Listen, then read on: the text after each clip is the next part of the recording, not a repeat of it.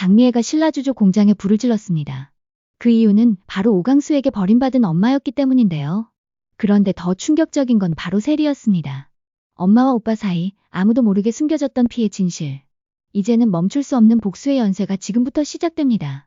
숨겨진 가족의 비밀과 무너져가는 관계의 내용을 이야기해보려 합니다. 구독과 좋아요는 영상 제작에 큰 힘이 됩니다. 거실 한가운데 텔레비전도 꺼진 고요한 공간에 독고하게 무거운 목소리가 울려 퍼졌습니다. 내가 바본 줄 아나 여태껏 날 속이고 처녀인 척 굴었지. 네가 그런 여자였는지 내가 왜 몰랐을까. 오강수가 내 자식인 거 대체 언제 말하려 했냐. 아니, 평생 숨길 생각이었지? 장미애는 눈을 질끈 감고 식탁 끝에 서 있었습니다. 입술을 깨문 채 말없이 숨을 삼키던 그녀는 마침내 떨리는 목소리로 대답했습니다. 내가 그때 말했으면 당신 날 받아줬을 것 같아? 내가 과거 있다고 말했으면 당신이 나랑 결혼했겠냐고. 독고탁은 헛웃음을 지으며 의자에 등을 기댔습니다. 손에 들고 있던 신문이 구겨졌고 그의 눈은 냉기 가득했습니다. 그럼 지금이라도 진실을 말했어야지. 내가 오강수 놈 얼굴 볼 때마다 뭔가 이상하다 했는데 피는 못 속이더라. 세리도 눈치채겠더라. 둘이 싸웠던 것도 결국 그것 때문 아니었냐? 그 순간 거실과 이어진 복도 뒤편에 조용히 발자국을 숨기던 누군가가 있었습니다. 바로 세리였습니다. 밤늦게까지 범수를 만나고 몰래 집에 들어와 마주칠 용기는 없고 조용히 방문 앞으로 다가가던 중 들려온 부모의 싸움 소리에 발이 멈췄던 것입니다. 장미애의 목소리가 떨렸습니다. 당신이 그 아이를 그렇게 무시하지만 나한텐 내 전부야. 당신은 내가 얼마나 힘들게 살아왔는지 몰라. 그 애를 독수리술도가의 앞에 버리고 왔던 그 순간부터 하루하루가 죄책감이었어.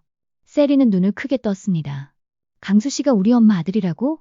독고탁은 허리를 굽혀 고개를 끄덕였습니다. 그래.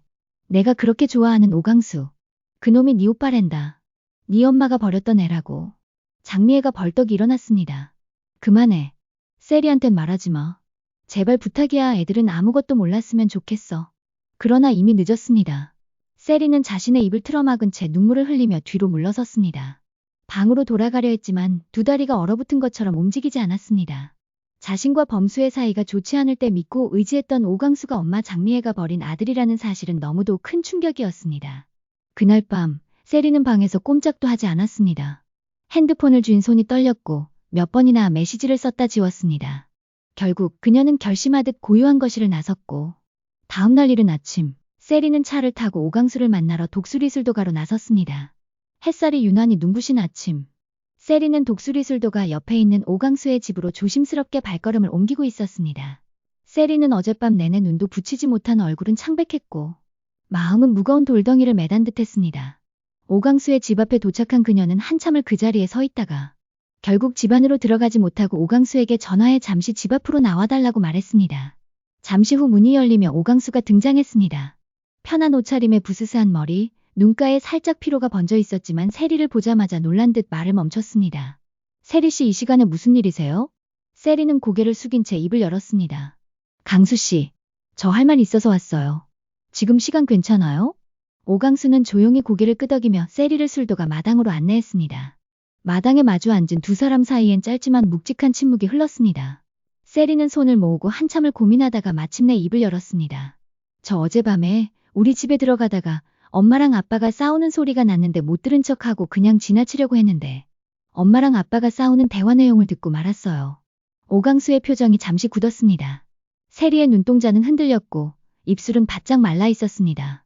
강수씨, 그동안 몰랐겠지만, 아니 어쩌면 이미 눈치챘을 수도 있지만 사실은 강수씨 친엄마가 우리 엄마래요. 순간 오강수의 눈이 커졌습니다. 그는 숨을 멈춘 듯 고개를 조금 뒤로 젖혔고 마치 무슨 말을 들은 건지 이해하려는 듯 세리를 바라보았습니다. 내가 누구의 친아들이라고? 세리는 눈가에 맺힌 눈물을 닦지도 않고 계속 말을 이어갔습니다. 내가 어제 들었어요. 아빠가 엄마한테 그렇게 말했어요. 강수씨가 엄마가 버린 아들이라고. 엄마는 내가 몰랐으면 좋겠다고 했는데 전부 다 들어버렸어요. 오강수는 아무 말도 하지 못한 채 숨을 가쁘게 몰아쉬었습니다. 그의 두 손은 허벅지 위에서 꽉 쥐어졌고 몸은 점점 굳어갔습니다. 그러면 그게 진짜입니까? 진짜 세리씨 어머니가 나를 낳아준 친엄마라는 게. 세리는 조용히 고개를 끄덕였습니다. 울음이 목구멍까지 차올랐지만 참으려 애썼습니다. 저도 믿기 힘들어요. 그치만 우리 엄마가 아빠한테도 그렇게 말했어요. 저도 그 얘기 듣고 너무 충격받아서 방에 틀어박혀 있었는데 그래도 말해야겠다는 생각이 들었어요. 강수 씨는 알아야 하니까요. 오강수는 고개를 돌려 하늘을 바라보았습니다. 그의 눈가에선 눈물이 고이기 시작했고 호흡은 더 거칠어졌습니다. 나는 자꾸 세리 씨 아버님이 제 친엄마를 찾았다고 궁금하면 들으러 오라고 말하길래 신라주조로 갔는데 회사 앞에서 세리 씨 어머니가 돌아가라고 말하길래 혹시나 했는데 역시 그런 거였군요. 세리 씨 엄마가 나를 낳아준 친엄마라니. 세리는 조심스럽게 손을 내밀어 오강수의 팔을 잡았습니다. 강수 씨 저희 엄마가 어떤 마음으로 그랬는지 전 아직 잘 모르겠어요. 하지만 이제 알았잖아요.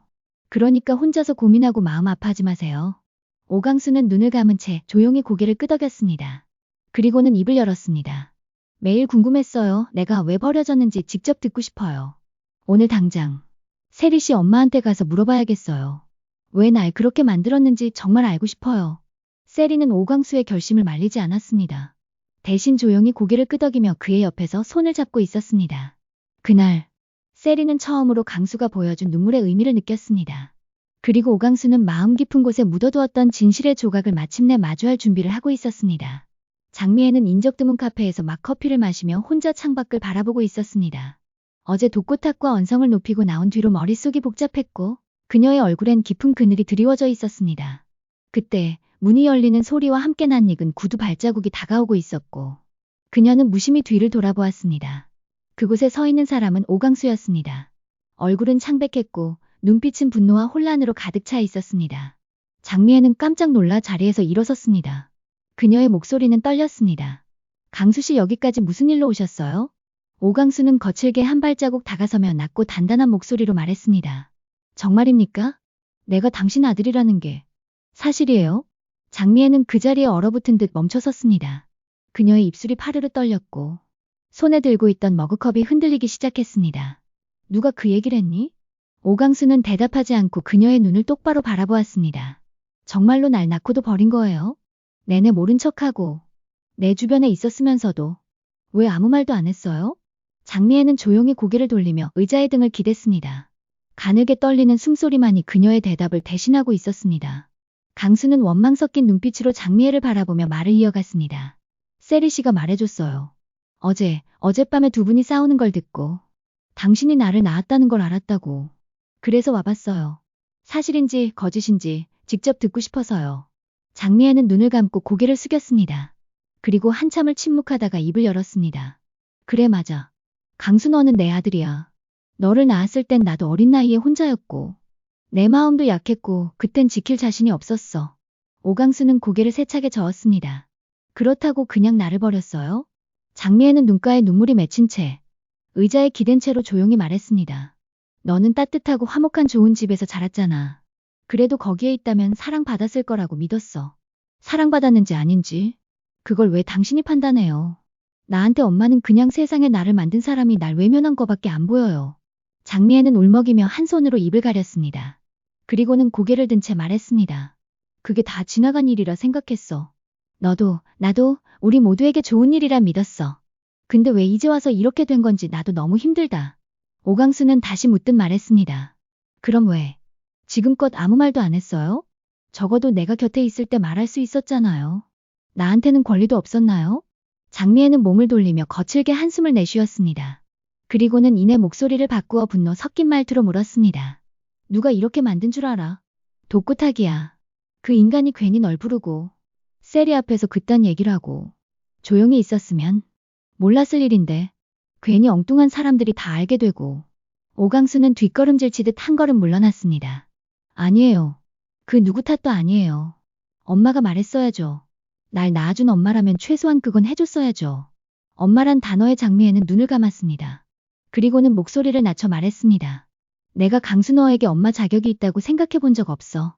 그래서 말 못했어. 그게 내가 할 수 있었던 최선이라 생각했어. 하지만 오강수는 고개를 절레절레 흔들며 돌아서기 시작했습니다. 어제라도 말했어야죠. 더 늦기 전에. 난 더는 모르겠어요. 당신이 누군지도. 오강수는 뒤도 돌아보지 않고 카페를 빠져나갔고 남겨진 장미애는 텅 빈 천장을 올려다보며 떨리는 손으로 입술을 감쌌습니다. 그리고는 입속으로 조용히 말했습니다.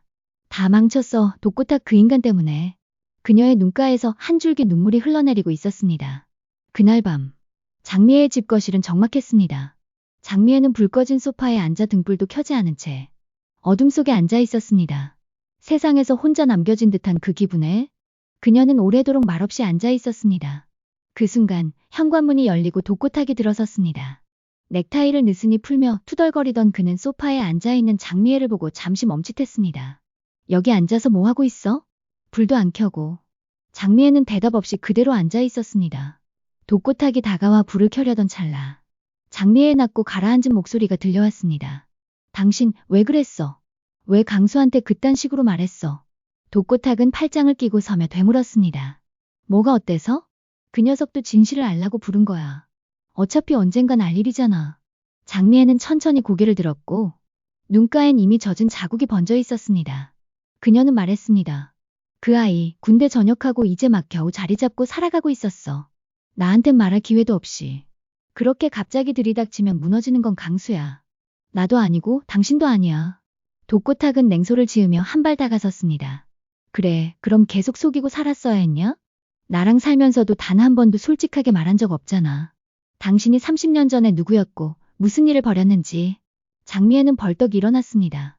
그녀의 목소리는 떨리고 있었고 주먹은 붉게 쥐어졌습니다.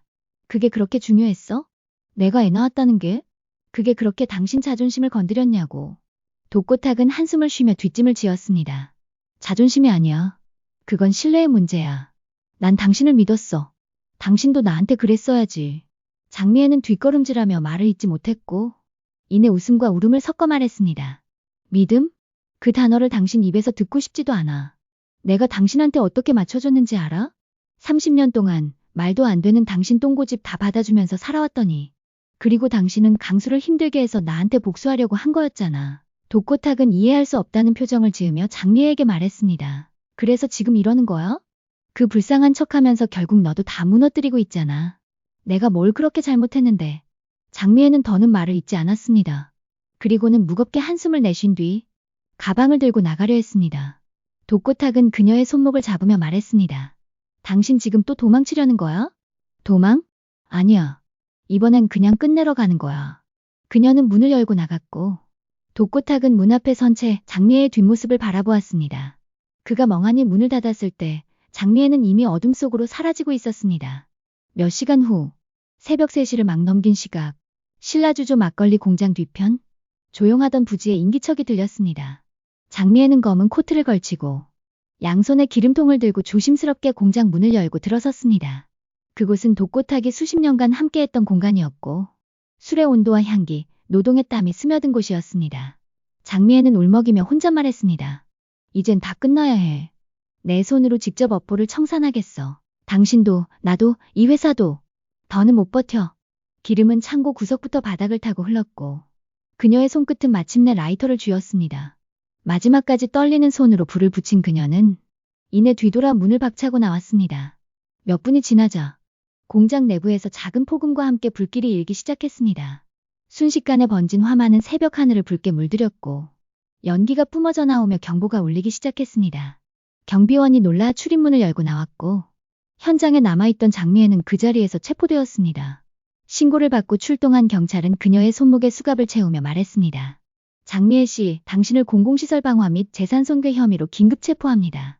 장미애는 저항하지 않았습니다. 그저 묵묵히 손목을 내어주었고 눈물 젖은 얼굴로 한마디 덧붙였습니다. 이제 나도 끝이야.